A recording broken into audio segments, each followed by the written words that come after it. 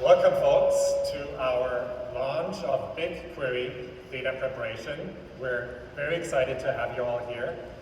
My name is Tim Bizalt, and I'm a product manager with Google BigQuery. Hi, and I'm Terence Yim. I'm a senior engineering lead in BigQuery. My name is Alan Reginald. I am your regular data engineer from Seattle Children's Hospital. So nice to meet you all. Thank you, Alan, for joining us today. Really appreciate it. Okay, first of all, maybe a quick poll. How many of you consider yourself as a data engineer or a data analyst in the audience? Maybe if you could raise your hand. Oh, wow. A lot of you. And probably the rest of you are all executives, I presume. So we're going to show you a demo today about BigQuery data preparation, a product that we're launching. And given that so many of you are data engineers and data practitioners, you're likely familiar with the pain points of acquiring, cleansing, and preparing data for analysis and downstream applications. You might have even spent a majority of your time doing a data project on performing these data cleansing tasks. In addition, you have likely worked across data silos, fragmented tooling landscapes that resulted in islands of data and knowledge. And you've probably witnessed organizations that are spending too much time trying to communicate requirements and sharing data across these silos. Many insights are trapped in unstructured data as well. And from the Gen AI use cases that we've learned our customers are using, almost in all of those use cases, we're seeing structured and unstructured data. So we ran a survey, and that showed that over 80% of data decision makers believe that Gen AI will help their organizations access insights faster. And in summary of this slide, the challenge is that too many important applications with business critical data still wait to be unified to help you succeed with your analytics and AI journey. That is why we have unified capabilities in the BigQuery platform, and BigQuery will continue to provide the unprecedented scale and simplicity that you've learned to love. But when it comes to integrating your data, you can now be in any hyperscaler without needing to copy your data to GCP, thanks to Omni, that brings the BigQuery engine to Azure and AWS. You can leverage unstructured data using BigLake object tables together with BigQuery ML, and leverage streaming data pipelines using our continuous queries feature. Okay, next, let's hear from Alan and learn how his organization is streamlining hospital analytics on BigQuery. Thank you, Tim. So just to give you a high-level overview of Seattle Children's, our vision and mission is very close towards offering the best care that we can to healthcare or kids. So Seattle Children's is actually an NGO that's focused on providing healthcare for kids all throughout different locations. So we are kind of we're kind of located in 46 locations. We have around 400 active beds, 10,000 employees, and then roughly around 2,000 medical staff that are actually working and offering best care to our kids. And our three main words that I would like to emphasize on are like hope, care, and cure. The goal is to give hope to kids, offer care and cure with utmost compassion that we can, so that the kids feel. The goal is to just our vision is to make sure our kids get the best care that they can. We can move on to so within Seattle Children's we have different towers. I roll up to a tower called Hospital Analytics. The goal behind the entire organization is still the same, to offer best care, and Hospital Analytics actually achieves this by unlocking the potential within data. So we all know, as engineers and analysts, we know data has so much to unlock. As you slice and dice your information, you see the best behind it. So you can offer best value in any organization once you start unraveling data.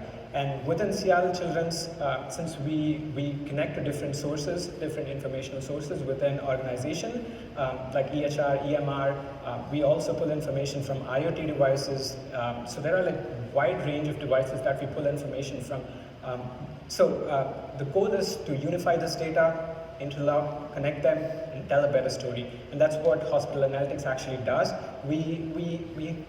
We also strictly believe that automation and Gen AI is going to be the next, because it's going to make our goals achieve way easier, and we get to our final destination with a lot of ease. So, thank you for sharing that, Alan. And exciting to see you up on stage here to talk about the BigQuery success story. I remember you were with us last year as well, where we discussed the migration to BigQuery. So now, yeah. So our organization actually got through the migration phase on early 2022. We managed to do the entire migration and still keep a cost on GCP under TCO, under 30% TCO, which is significant as we've onboarded new services. We've managed to keep the cost same, and that's the benefit of Google Cloud, where we've managed to optimize our workloads, bring in new services. At the same time, we are meeting our SLAs that we've kind of committed to.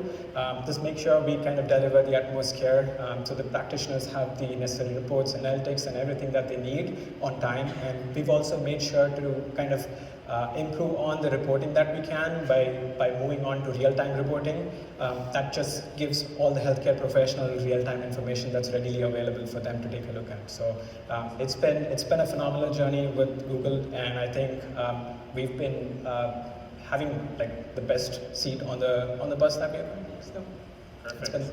It's a great career. Thank you, Alan. Thanks for sharing that story. And please stick around. I'd like to hear from you during the demo as well. All right, today we are announcing a new AI-first intelligent experience to prepare data in BigQuery. The team here around Terrence has been super hard at work in the last couple of months to build this time-saving capability from scratch, with the assumption that AI capabilities will continue to expand and therefore also save you even more time in future. Today, so we partnered with Alan to show you a demo of our innovation. And just a comment here, all of the data that we're showing here is generated by Gemini for data privacy concerns. All right, let's cut over to the demo. Yeah, so just to give a quick high level, Seattle Children's actually works with a lot of information. We've been every organization that we work with, the goal is to kind of retain information, because historical information also provides significant impacts and insights to you. Seattle Children's is no different, where we've been running for a long period. We have information that's normalized, that's not normalized. We have legacy information that we standardize, because any significant, any data that is available is significant to us. It gives us the insight that we're looking at. And so with that being said, I guess every data has its own challenge, and I guess Tim is going to walk us through a little bit of fancy stuff that Google does. Please go ahead, Tim, and I can jump in between. Okay, folks, so now we've all been hired by Alan into his team. Congratulations. And together we're going to clean up data. And we've all seen our fair share of messy data in our lives, and this data set here is no exception. And we're going to go through step by step here. So what we're looking at is a data preview of a table that could be in BigQuery, in the Big Lake, or in a BigQuery warehouse. And I've brought this table up in our data preparation product feature. And on the left-hand side, we have a preview of the records. We have column names, we have column types, we have a distribution profile of the values that are contained in this column. On the right-hand side, you see suggestions that were generated by our Genemy AI model. And those suggestion cards are subject to the data content that's in the table that I've just brought up, the schema of that table, and certainly data anomalies that might be present here. So let's take a look at the condition column here. And hopefully the screen can you folks read it in the back of the room? Is that good? Okay. So there's examples here, and again, this is generated data, but we're taking an example of an asthma cases. This data could come from multiple systems, could be handwritten notes as well.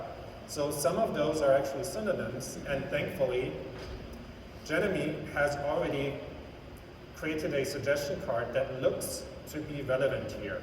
So what is a suggestion card? It contains a SQL expression that is applying a transformation on the data. And it also generated a helpful description for me that summarizes what the SQL expression does to this column. In this case, it's actually standardizing all of those condition misspellings into one standard condition value so that we can group by it without losing any information. So I can inspect my SQL, I can change the description name here as well, and I apply it to my data.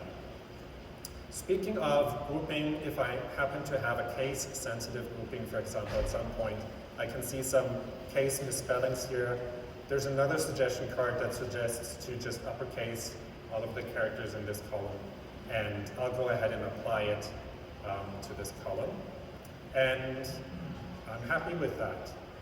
I can go over to the applied steps, and notice this is my trail of applied transformations that I can inspect. I can go in and delete this, or in the future also edit this step. Okay, next up, let's take a look at this birth date column. And I'm not sure if you've noticed, but there's two different formats in there. There's like a US format and some, let's say, I don't know, a Canadian format or so. And essentially, I can, in data preparation, focus in on this column and ask Gemini to generate suggestions that are particular to that selection of that column.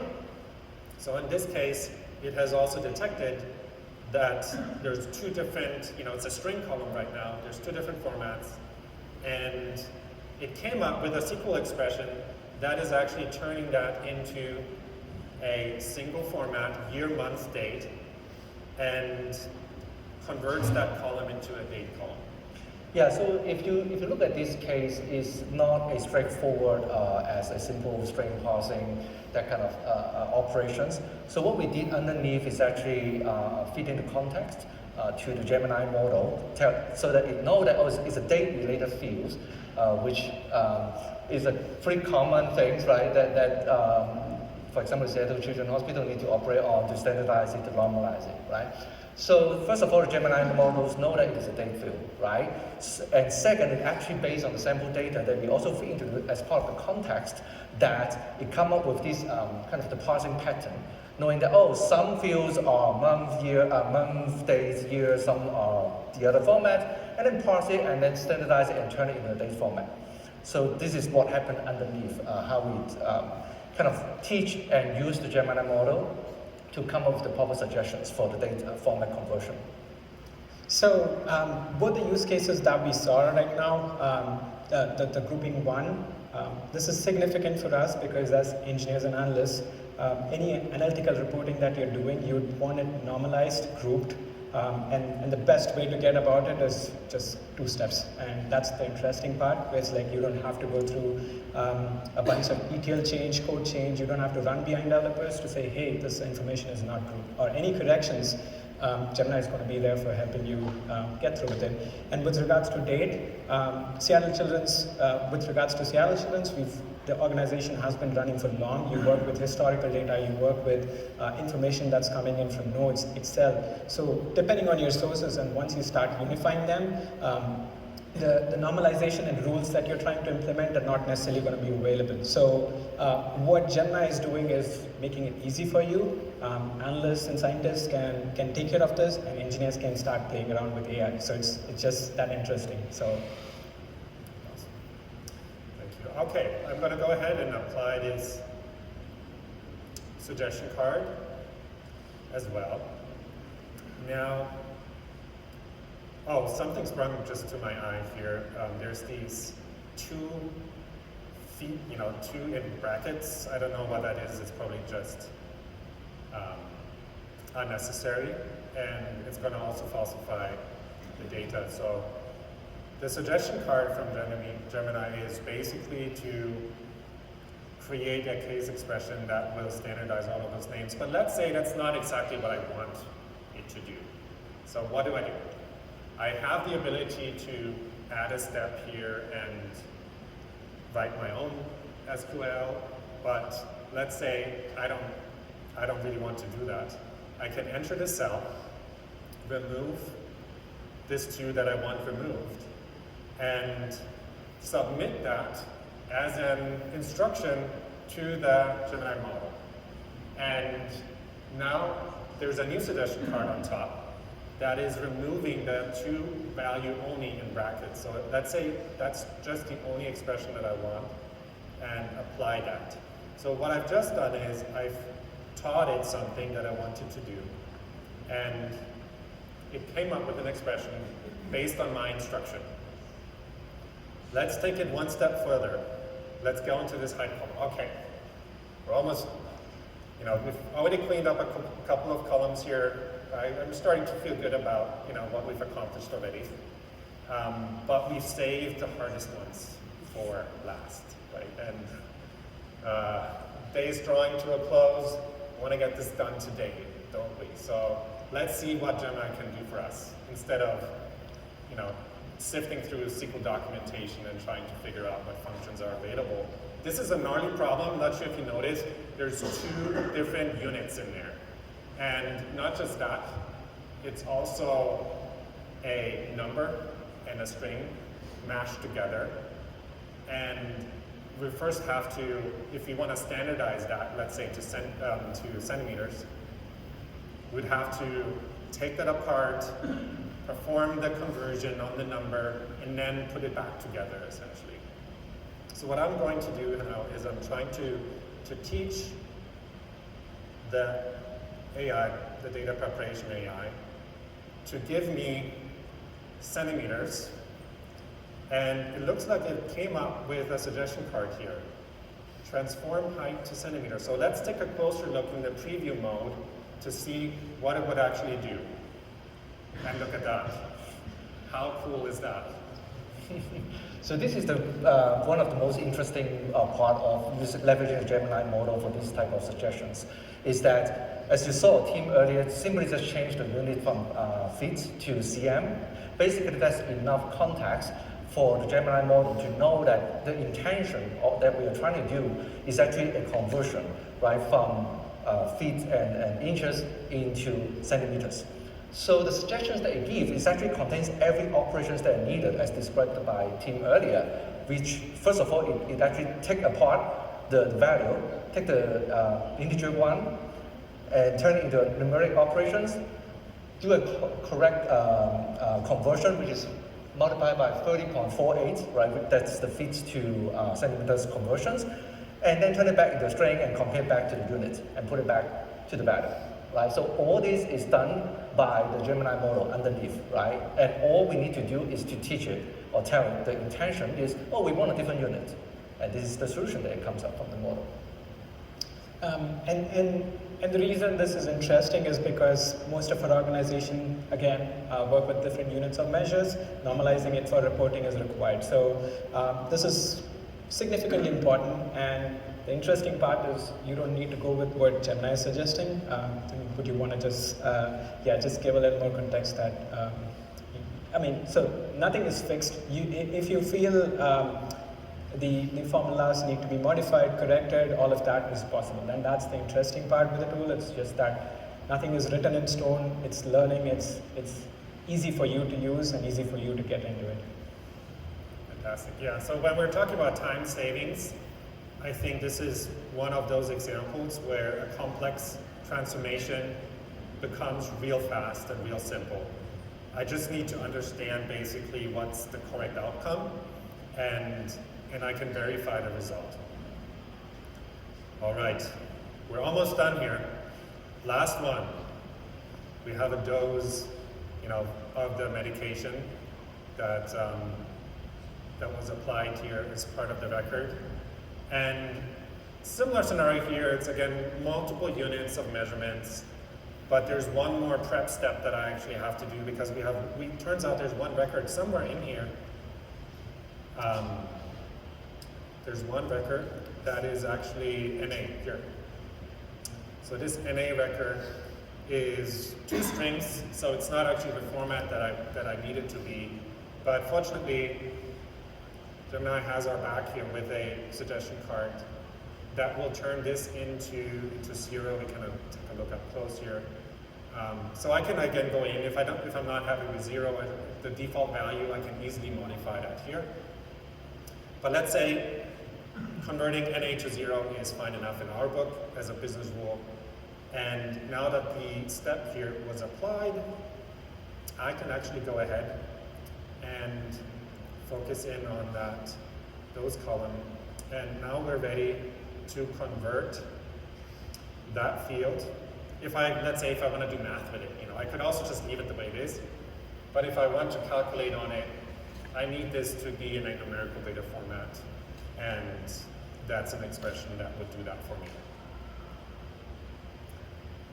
All right, all done with our data set. Good job, everyone. Thank you for your help. That concludes today.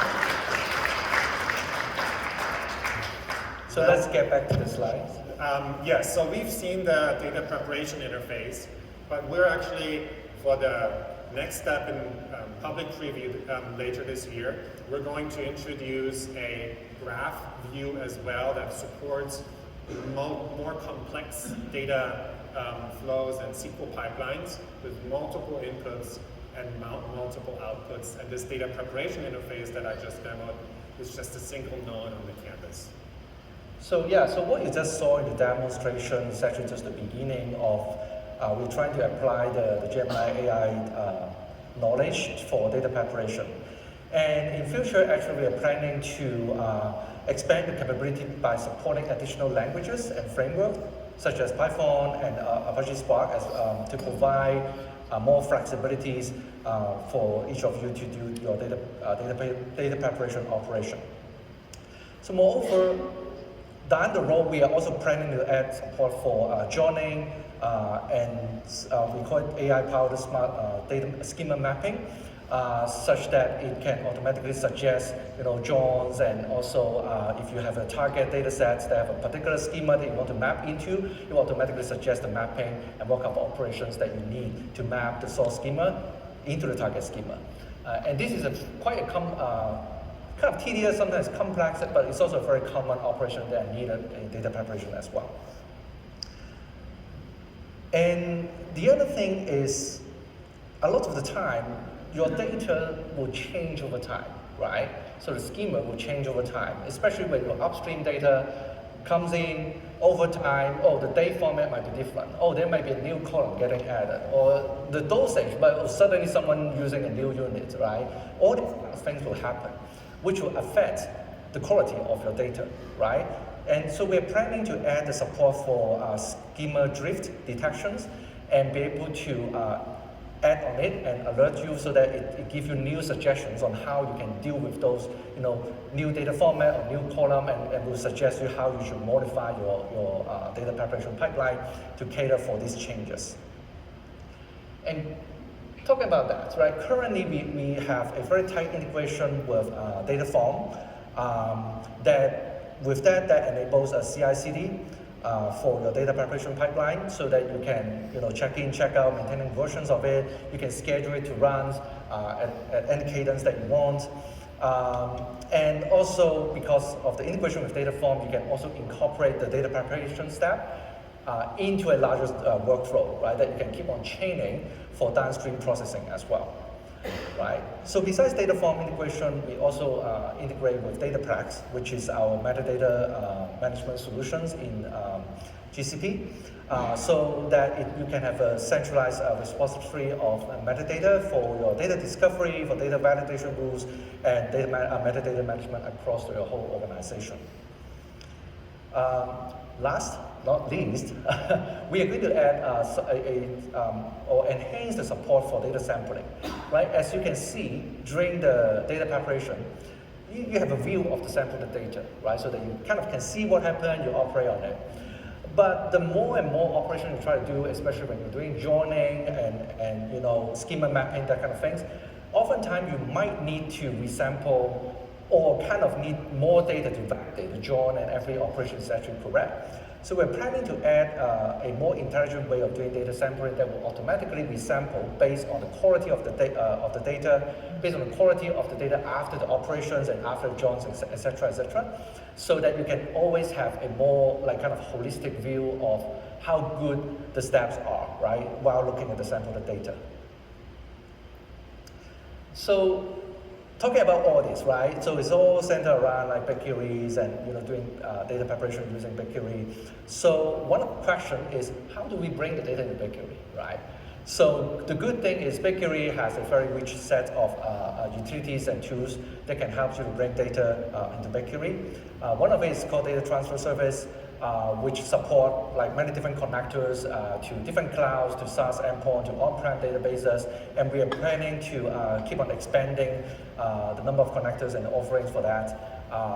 And during the injections, we also kind of maintain kind of all the data, metadata, lineage, and all this stuff, so that to make sure you don't lose track of where your data is and how it goes, and all these operations that are needed. And this service has been in GA for a long time. Has been transferring petabyte of data every day, probably every day. I have to double check that. I think it's like transferring many data, right, every day already. And it's a very reliable service. Helps you to just move the data into BigQuery such that you can use data preparation or any other features in BigQuery as well. So I clicked the wrong button. Sorry. So team, when we can have all this? That's the big question, hoping I'm giving you answers here as well. So we're looking forward to welcome you to our first experimental launch in May this year. The experimental launch is behind an allow list, and the way you get onto the allow list is through this QR code up here. So go to the sign up link, pick data preparation, and once the experimental launches, you will be notified and you can start trying it out in your environment. In Q3 this year, we're looking to move into a public preview, so everyone can enable data preparation in their environment. And typically 6 months later, after we are launching public preview, we go GA. So that would make it approximately Q1 next year. So obviously these are all forward-looking statements, but we're excited to be working with you, to be hearing your feedback, listening to other requests that you might have. And you will also see more functionality being added than what we've shown to you today. During our private preview phase, we're going to be adding monitoring and scheduling to what Terrence just mentioned by integrating with Dataform and BigQuery workflows. And before we move into Q&A, let me just address some of the common questions on Gemini. So you might have seen the data canvas announcements. There's a lot of cool capabilities that are coming with the Gemini and BigQuery capabilities, from analyzing data, SQL code generation, ops automation, tons of value here. Last but not least, let me discuss privacy and security. I'd like to assure you that when you turn data preparation on in your organization, data preparation will not share data outside of your organization. Gemini AI does not share your prompts or generated responses with other users or organizations. Gemini does not store your prompts or generated responses. And Gemini AI does not use your data, prompts, or generated responses to train or improve Gemini AI or any other generative AI models. One more resource for you before we wrap it up for questions. You can scan this code shown here, and one of our experts will reach out to you and help you to get started with anything that you've seen here at Next. We'd love your feedback for this session. We're looking forward to improve, and please let us know what you would like to see in future. And that is pretty much it for the regular content. We do have time for questions. There is a microphone in the room that is thankfully available, so please raise your hand and then wait until the mic arrives for you. And let's maybe start with, maybe the gentleman over there on the side. Thank you. Thanks for the demo. It was pretty cool and interesting. Santiago from LLB, Cloud Engineer. This question, I believe that is more for Alan. So when you were starting using Gemini for this project, how did you measure the effectiveness of using the tool for the data engineers? What are some of the changes you have noticed in terms of productivity? Can you say the last part alone? Yep. Well, the question is, when you were starting using Gemini for this project, how did you measure the effectiveness of using the tool for the data engineers, and what are some of the changes that you notice in terms of productivity? Gotcha. So I've actually worked both as a data engineer and analyst. So from an engineering perspective, so what we've actually seen in terms of cleansing your data and all of that, in an ideal world, it would probably take about at least a day's worth pulling an engineer out to kind of implement the changes that you're intending to do. So it might just look as if it's a single day worth of engineer's effort, but looking at it from a sprint management perspective, we run in sprints. So obviously your work goes into a backlog, and an engineer is not going to get into it unless the sprint starts fresh. So it might go anywhere from 2 weeks, even though the work is just 1 day. Now, that being said, if an analyst were to get hold of this, I would just say 15 minutes or 20 minutes. That's the comparison that I would give. So I was mind blown when I actually started playing around with the tool, because I've worked as an engineer and analyst. So both sides of it, I see the benefits of it. Like from an engineering perspective, if you were to apply some transformations, you don't know the logics behind it. You would have to skim through, you would have to find it, validate it, and all of that. And the interesting part is Gemini is predicting that logic for you. You just apply it, you see the preview, you see a result. If the result is what you're expecting, and you're good with it. So significantly, I would say there's light and day difference in terms of, at least from an engineer who's worked in both the spaces. We also have to say we're really early with this particular capability, so we're just really getting started putting this into the hands of our customers. So we're hopefully can come back to you as well in the future, or hopefully you can try it out yourself soon. I think this gentleman was very early as well. Question. Thanks for the presentation. So it's for Google, this question. I saw the slide with synthetic data generation. And then I saw the slide about the mapping editor with building pipelines. I connected dots. Is there in the future, that's a stretch, but a way that Gemini AI could facilitate testing a pipeline, like producing combinations of data and allowing for, setting up your expectation and having pipelines that test other pipelines? Because that's kind of a challenge, I think, in today's. Yeah, so the question is generating test data. Testing for pipelines. Yeah, synthetic data test generation. Synthetic data and Yes. pipeline tests. Great point. We are actually working on that. We do have a capability, I believe in preview right now, that allows you to leverage large language models to generate test data. We also have a couple of partnerships that we've entered in the space of synthetic data generation that we're working with. And if you, I'd love to connect you with the team. Sure, thanks.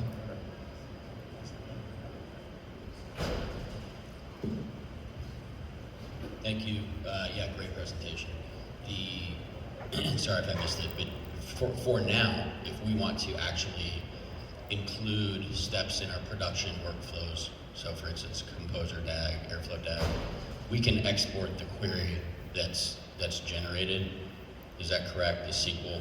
Yes. And so, basically just run that Yeah. like any other query. Exactly. So underneath it generates the SQLs, and the SQLs actually check into the data form.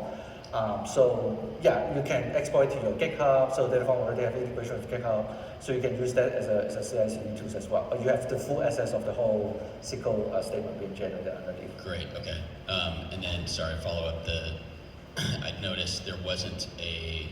I guess it will be integrated with Dataform eventually, or is it integrated right now with Dataform? It's actually integrated right now, but we haven't showed that part, right? Okay. But like, if you pay attention to the screen, there's a save button there. If you click that button, actually it will save and check into data form. And there's a schedule button that if you click schedule, you choose a target table, and that's the time you actually like realize everything, the SQL being generated and saved into data form as well. So including the data form like job, right? Yeah, would exactly. be how you would integrate it now Exactly. in a production. Yes. Thanks. Yeah, just one more follow-up there. We strive to make this fully compatible with BigQuery SQL. So you have data engineers that prefer to write SQL code, and then you have some analysts that prefer to use the application, so they're cross-compatible. Hi, thanks for your presentation. Once you apply the suggestion, the Gemini suggestions or data set, are those rules also applied to any new data that's ingested? Is that data set? Yes. So so what happens underneath is actually generate a SQL statement, right, for executing that data transformation, right, over your table.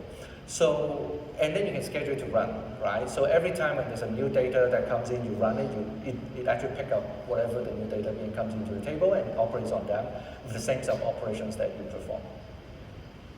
So you say you have to generate it to run on a schedule, so it doesn't apply automatically, it just periodically you'll have to transform any new data. Yeah, that comes in. exactly. Thank you for the examples. They were really good numeric examples for structured data. A little more in the semi-structured world. In web analytics, you can set the language in your browser. And if you're capturing like the page title in the browser language, let's say I said the hello page in English, but it's coming back in the native language from the browser. Is there a way to set up again, I know translation is a very deep field, but I was just wondering if you had tested anything in regards to translation of semi-structured data. That's a very good question. I mean, as of right now, we are more focused on the structured data, but the tackling of semi-structured and unstructured data is actually on our roadmap. And BigQuery itself has a very good integrations with various ML models for transcriptions, for translations, for embedding generations and all this. And all this capability is on our roadmap that we will integrate as part of the data preparations experience as well. I was gonna Thanks for the presentation. I'm just going to ask first, you migrated from what to BigQuery? Is that for me? Yeah. So we migrated from Netezza, and we are also under migration for our BDP platform. So the big data migration is also happening, ongoing as we speak. So we are moving into BigQuery for that one as well. And then the data engineering that you're doing, the process that you just showed, is it happening as you're migrating, or you're just lifting, shifting, then engineering? I'm trying to understand. It's more of a continuous improvement. I think lift and shift is our priority, where we get the information in from our legacy systems to the new one. Once we are in a steady state, we go ahead and implement any new changes onto it. So it's more of a continuous improvement after your lift and shift is complete. Yes. So I think we have time for one more question. Hi there. Thank you. Really impressive tool. Just a quick question. Have you looked at normalizing or converting based on like some kind of reference table? So I'm thinking like FX conversion type scenario where you have different FX rates in each row. Yes. So if you have your own reference tables, if your own lookup tables, that will be part of this graph interface. You know, once we add the lookup and the join operations into the mix, so you can engineer that yourself. And we're also looking forward to automatically suggesting, right, what you can join with, right? Because given that, let's say you have 100 tables in your BigQuery data sets, right? But based on the schema, based on the name of the table, based on the context that we know about, we'll try our best to suggest, oh, maybe you can join with this table because it seems like it's a lookup. But of course, you have the choice to say, oh, no, this is not what I want another table. It's okay, you can say, oh, I actually want to join with another table. And then we'll suggest, okay, that's fine. So this seems like this is the join key that you should work on, and this is the type of the join that you should use. You know, all these suggestions, we're working on that as well. But yeah, we are going to add this capability for like joining or looking up from a reference table. yeah, I'd love to hear more from you. You know, obviously I've been in this field for a long time, and you almost have to unlearn a lot of the things that we've done because there's new things that you can do now. But some things will stay as well, right? So let's find a way to get the perfect mix, right, of cost efficiency and what you expect to get out of it. So I'd love to be working with you. We're starting to run out of time in this room, but in case you happen to have any other questions, please come see us.